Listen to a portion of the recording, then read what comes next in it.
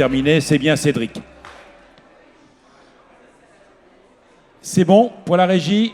5, 4, 3, 2, 1, c'est parti. Alors, on va faire comme pour les deux tables précédentes. On va se présenter. Alors, elles sont trois. Bon, Chloé, elle s'est présentée précédemment même. Elle va nous rappeler sa filière. Et puis, on va demander à ses deux collègues de nous en dire plus sur leurs ambitions.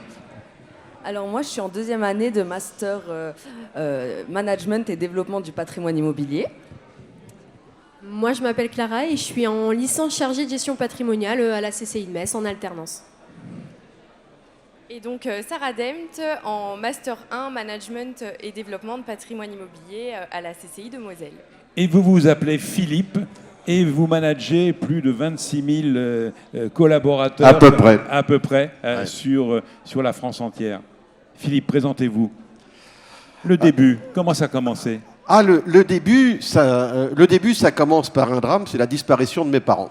Bon. Et mes parents meurent et j'hérite de 250 000 francs. Et j'étais très gêné avec cet argent. C'est-à-dire récupérer de l'argent quand tu as du chagrin ou de la peine, t'en as pas vraiment envie. C'est contradictoire. Alors je me suis dit, je vais pas le dépenser, pas acheter une bagnole, ci ou ça. J'ai acheté 4 petits studios en mettant 50 000 d'apport. J'ai fait les travaux dedans et puis après je les ai loués. Et quand je les ai loués, je me suis aperçu que c'était drôlement chiant de gérer directement ces biens. Alors j'ai trouvé une petite agence pour les gérer. Et là, pas de chance. Ils géraient mal. Alors au bout d'un moment, je voyais pas mes loyers arriver, mais j'en avais besoin, moi, pour payer mes dettes. Alors j'ai été secouer son bureau et je suis tombé sur un gars désarçonné qui m'a dit « Mais j'y arrive pas. » Je dis « C'est quand même pas dur ton métier. T'encaisses ton loyer, tu prends 6% et tu reverses le reste. T'as pas besoin de sortir de Saint-Cyr pour faire ça. » Et le gars, il me dit « Oui, mais j'y arrive pas. » Je dis « Si tu y arrives pas, mon bonhomme, faut changer de métier. » Il me dit, c'est peut-être ce que je vais faire, alors je vais vendre. Et je dis, si tu vends, je rachète. Et je reprends une petite entreprise dans laquelle on est 4. En quelle année? On est en 1990. On est 4, 5, on se développe. En fait, le gars, il avait un peu piqué dans la caisse. Il y avait des trous partout. Dieu merci, on avait l'assistance de la fédération. On avait l'assistance de la caisse de garantie. Et petit à petit, on remet des ronds dans la machine. Et on travaille. On travaille, on travaille, on travaille. Et quand on travaille, à un moment donné, ça paye. C'est-à-dire qu'on finit par avoir une réputation de sérieux, on a davantage de clients, de Tours, on gère des clients au Mans, on s'aperçoit que finalement, dans nos métiers, si on gère de loin, c'est pas bien fait, on décide de s'implanter au Mans et on monte une deuxième affaire. On reprend une deuxième affaire. Mais néanmoins, dans la proximité, vous restez dans votre région. Toujours dans la proximité. C'est un peu comme la médecine, l'immobilier. Vous savez, maintenant, il y a des techniques nouvelles. Vous prenez votre écran d'ordinateur, vous appelez le médecin, vous lui dites où ça vous gratte, il vous fait une ordonnance, et certains sont contents de ça. Moi, quand ça me gratte, j'aime bien aller voir le médecin qui me palpe un peu, là, et puis qu'il se fasse un vrai diagnostic. Eh bien, l'immobilier, la proximité, c'est en fait supprimer l'écran, c'est avoir la relation humaine. Je dirige une entreprise, elle est sûrement la plus digitalisée de France. On a dépensé des sommes astronomiques pour ça. Dans l'entreprise, on a 100 personnes en informatique qui travaillent en développement. Quand on parle d'immobilier, on peut parler de tous les autres métiers que l'on peut faire avec ça. C'est-à-dire, vous qui allez commencer dans cette mission-là, peut-être que demain, fort de l'expérience que vous aurez acquise, eh ben, vous prendrez la direction du service informatique. Parce qu'il faudra greffer à ces gens-là tout ce qu'il y a dans la structure du métier lui-même. L'entreprise se développe, 3, 4, 5, 6, 7, 8 agences. Aujourd'hui, Citia, c'est un réseau de 250 agences. Mais l'entreprise, ce n'est pas seulement Citia. L'entreprise, c'est La Forêt Immobilier, c'est Century 21, c'est Nesten et c'est Guy Hockey dont je porte les chaussettes aujourd'hui. Et puis après, autour de ça, on a monté une entreprise d'assurance et de garantie. Et là, on a 150 personnes. Et puis autour de ça, on a mis des experts pour l'amiante, le plomb, les états des lieux, le désamiantage. Et il y a 700 personnes. Ce que je veux dire, c'est que dans cette passion de l'immobilier, tout à l'heure, vous étiez avec un sportif, tu ne fais pas du sport si tu n'es pas passionné. de l'atelier précédent, je ne peux pas retirer une once de ce qui a été dit. L'enthousiasme et la passion. À partir du moment où on a ça, aujourd'hui, tous les champs, toutes les perspectives sont ouvertes. Et il faut conserver de l'enthousiasme. On traverse une crise. Eh ben, on la traversera comme on aura traversé les autres. Mais le manager que vous êtes a quand même d'abord un réflexe à l'embauche, à se tourner vers des commerciaux, parce qu'un commercial, on sait ce qu'il rapporte à l'entreprise, on le paye, certes, mais on amortit son salaire. Et là, vous venez de démontrer qu'un grand groupe se développe par d'autres métiers que le métier initial. Oui, mais ce n'est pas forcément des commerciaux. C'est des passionnés.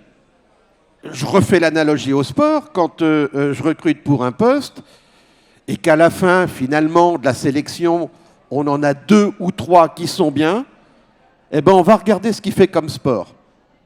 Et Oui, si... certains chefs d'entreprise disent maintenant, dans les CV qu'ils reçoivent, ils n'osent même pas regarder le haut parce qu'ils vont se retrouver avec un bac plus 5, bac plus 6 qui est plutôt encombrant. Ils vont regarder la dernière ligne pour savoir où ont été faits les stages d'été et quelles sont les passions de la personne qui postule. C'est exactement ça. Et si vous avez quelqu'un qui fait du sport collectif, bah, vous savez que dans l'entreprise, il saura aussi travailler, gérer en équipe.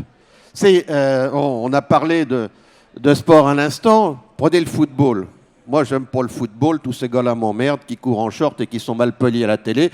J'ai aucune passion pour le football. J'aime bien le rugby. Ils chantent fort la Marseillaise. Ils sont présents. Il y a une troisième mi-temps. Quand ils ont fini le match, ils se félicitent les uns les autres. Bon, il y a une différence.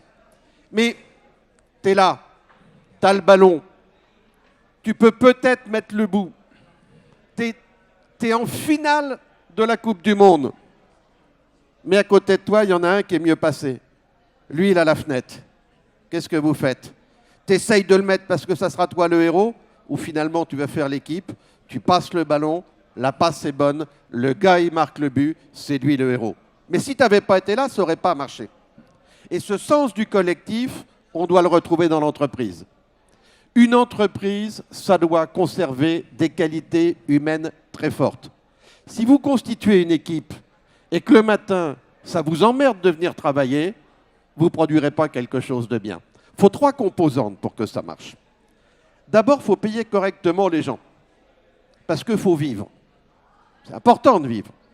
Deuxièmement, il faut que les lieux dans lesquels on travaille soient le reflet de ce que l'on est. Il ne faut pas que ce soit moche, il faut que ce soit bien fait. Et troisièmement, il faut une ambiance. Il faut que le matin, on soit content de se voir et que le soir, on se passe les messages. Et c'est en passant l'information, les uns les autres, qu'on arrive à faire des choses. Il y a une très grande mode en ce moment, c'est le télétravail. Alors moi, j'ai horreur de ça. Télétravail. Comme je dis, moi, je paye pour le travail, mais pas pour la télé. Ça ne fonctionne pas bien. Regardez les entreprises qui reviennent du télétravail. Disney, adepte du wokisme et du télétravail, est passé de la 2e compagnie appréciée des Américains à la 68e. On va venir en France. Elior, entreprise qui se casse la gueule, elle est reprise.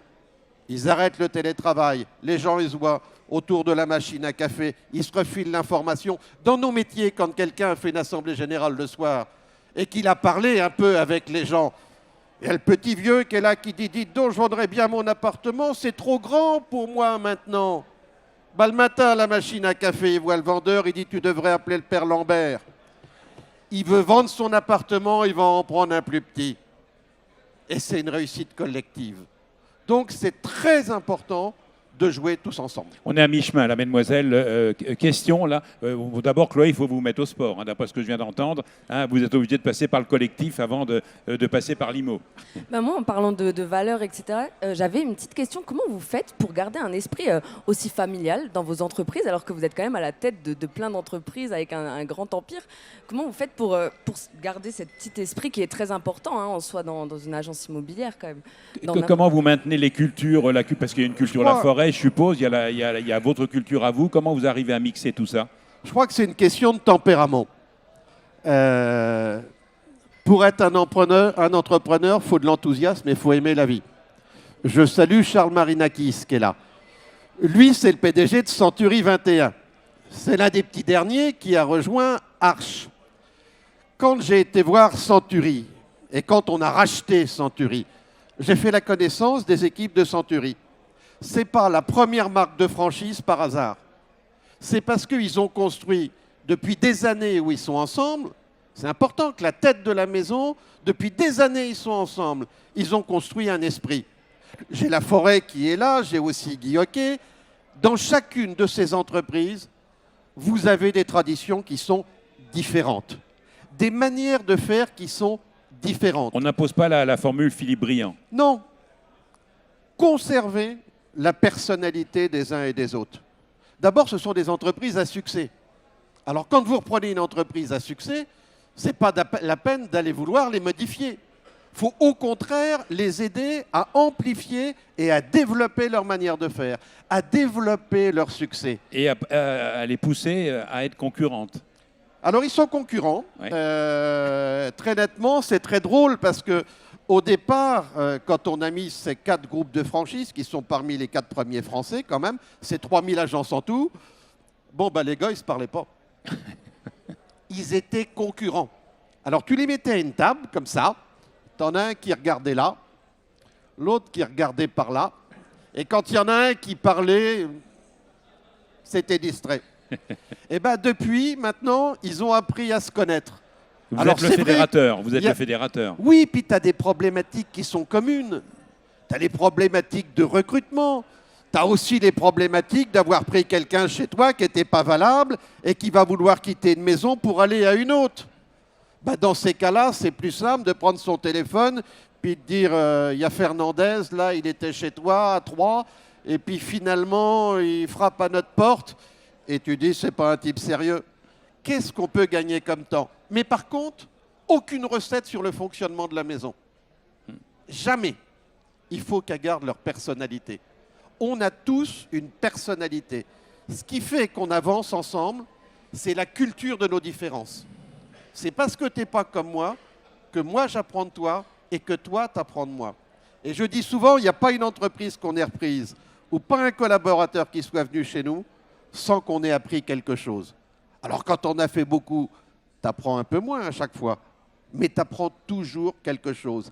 La richesse humaine est infinie. On parle beaucoup d'intelligence artificielle.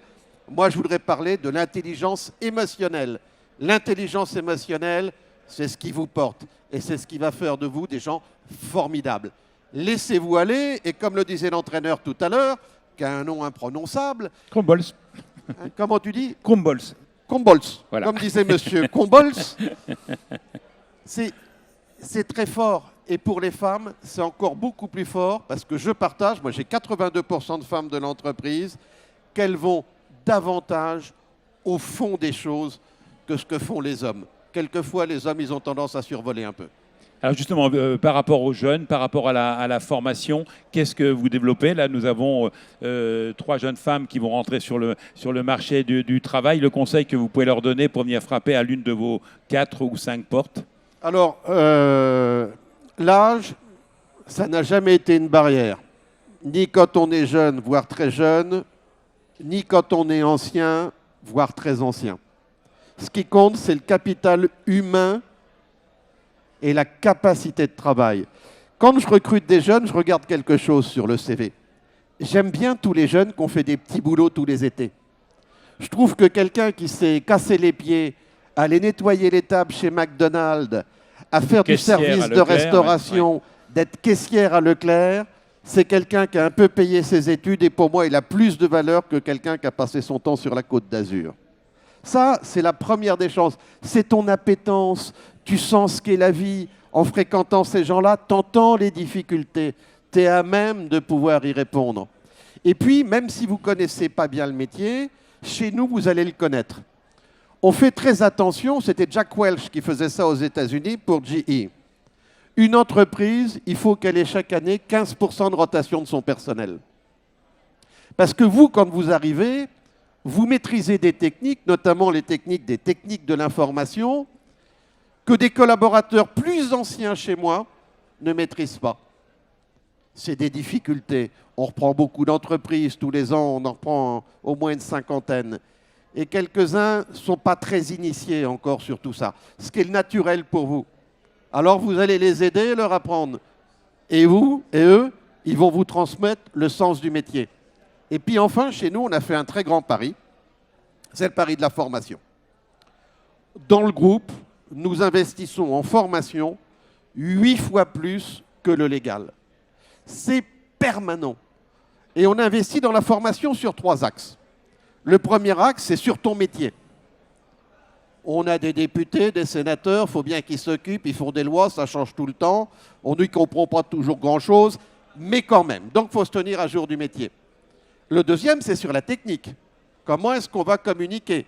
Comment est-ce qu'on va faire la lettre commandée électronique? Comment on va balancer les tâches qui sont emmerdantes dans une entreprise? Et puis le troisième, c'est sur l'aspect humain. L'aspect humain, qu'est-ce que c'est que l'aspect humain? On n'est pas tous doués pour prendre la parole en public. On peut avoir du stress quand on va faire une assemblée générale. Finalement, on est passé à côté de l'éducation. On dit « bonjour ». Non, « bonjour monsieur »,« bonjour madame ». Je vous en prie, asseyez-vous, qu'est-ce que je peux faire pour vous? Et j'ai fini quand je l'ai raccompagné. Et donc, qu'est-ce qu'on essaye de faire? C'est tous d'élever tout ça. Et de ne jamais oublier qu'on travaille dans un truc qui s'appelle une entreprise de service. Vous travaillez dans l'information. Votre job, c'est de vérifier l'information. Il faut tout recouper. Et de la relayer comme il faut. Il faut toujours faire attention. Et nous, c'est le sens du service. Et tout ça, on l'a intégré dans l'entreprise. On est celle qui, en France, investit le plus dans la formation. On a des réussites exceptionnelles quand on parle des jeunes qui sont comme ci ou comme ça. Je peux vous dire, pour en embaucher beaucoup, qu'on a la chance en France d'avoir des jeunes et dans la diversité, exceptionnels, travailleurs, intelligents, formés et qui font des carrières chez nous formidables. Ça vous paraît trop beau, mesdemoiselles, là, ce que vous entendez, ou effectivement, là, ça vous donne l'envie de rejoindre ce groupe? Alors, oui, c'est bon, c'est bon. Non, c'est bon. je sais pas si on... Alors, justement, pour ma part, j'ai l'occasion d'être en alternance chez Century 21 et j'ai remarqué donc au cours de ma seconde année d'alternance, j'ai suivi beaucoup de formations, que ce soit à l'école, mais aussi au sein du groupe Century 21. Et donc, selon vous, si j'ai bien compris, l'expérience, mais aussi la formation, c'est ce qu'il y a de plus important pour réussir. Oui, c'est essentiel parce que tout change tout le temps et très vite. Vous avez un mécanisme qu'il faut avoir en tête. La marque de notre époque, c'est l'accélération du temps. Si vous prenez depuis l'origine, pendant 3000 ans, 90% de la population était dans le monde agricole. Puis, dans les années 1800, 1850, on a eu l'ère industrielle. On a emmené 70-75% de la population dans l'ère industrielle. Et puis après, dans les années 70, on est passé dans l'ère du service. Ça a duré 30 ans. Et maintenant, on rentre dans l'ère des technologies. C'est-à-dire qu'il y a une accélération qui est permanente. Donc, on a besoin de se former.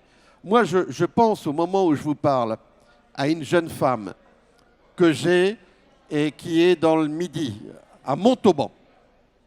Cette jeune femme, je l'ai embauchée il y a 4 ans. Alors, vous parliez de vente, une vendeuse.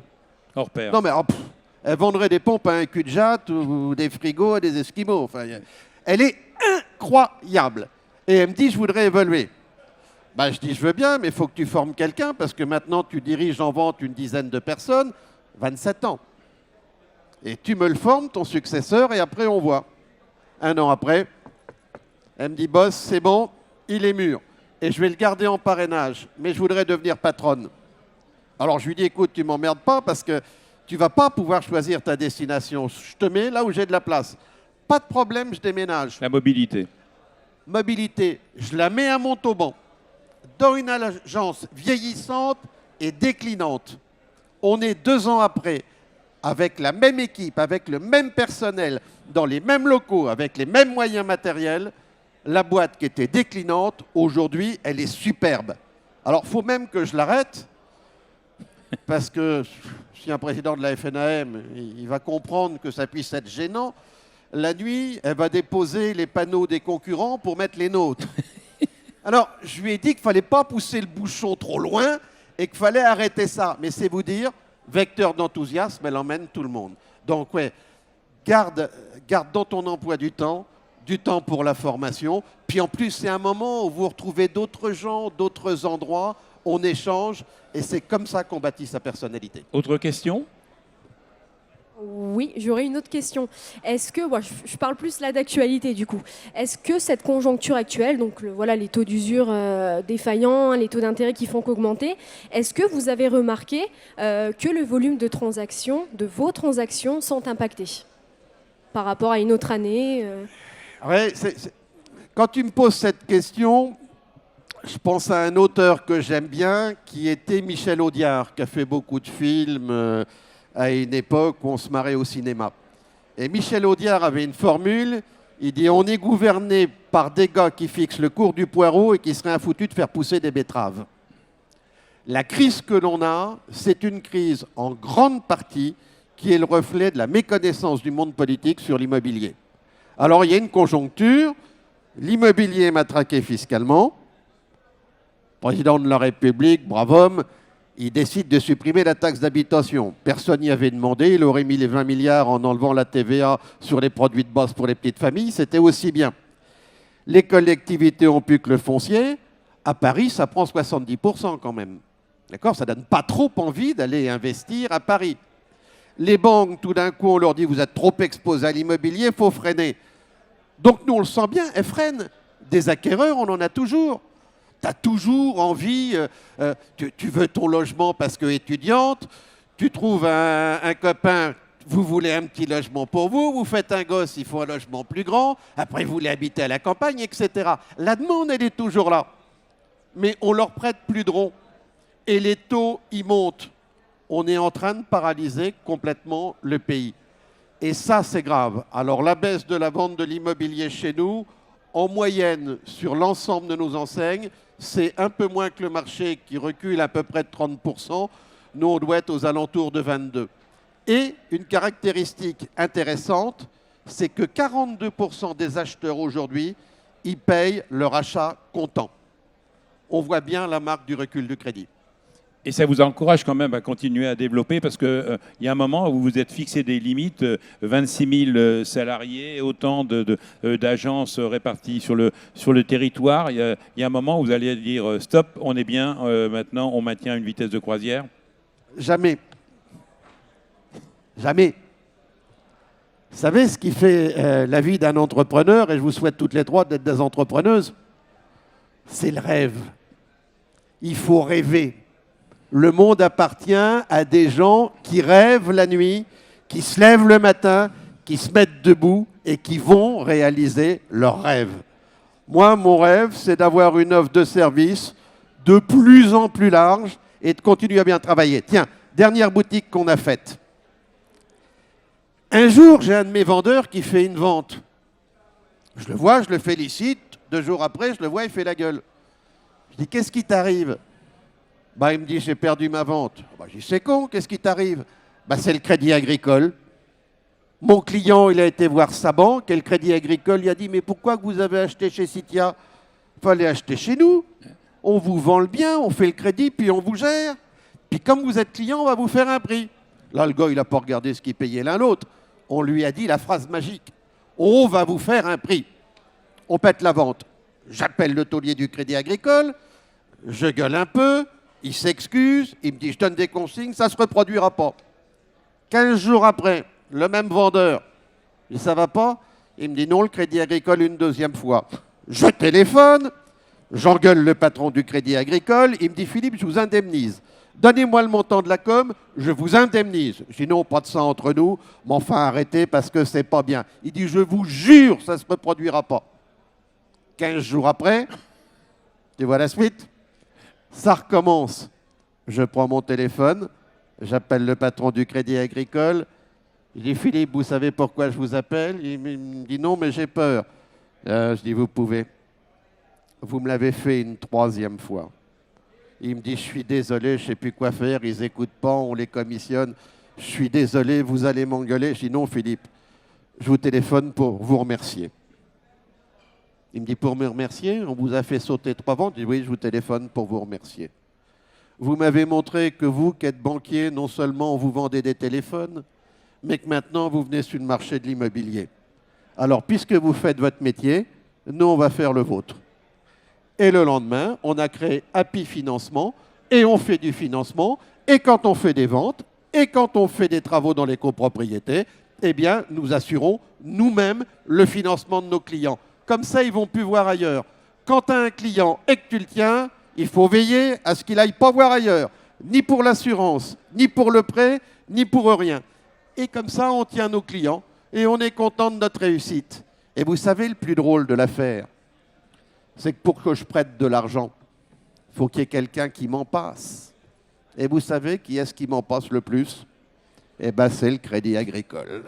Voilà, ce sera le mot de la fin parce qu'on vous attend ailleurs. Je crois qu'effectivement, Cédric Lavaux compte sur vous pour un débat dans la grande salle. Bravo à Philippe Briand. Les choses étaient concrètes. Je crois que, mesdemoiselles, vous allez continuer à converser avec le patron de ce groupe unique. Et Cédric est déjà là.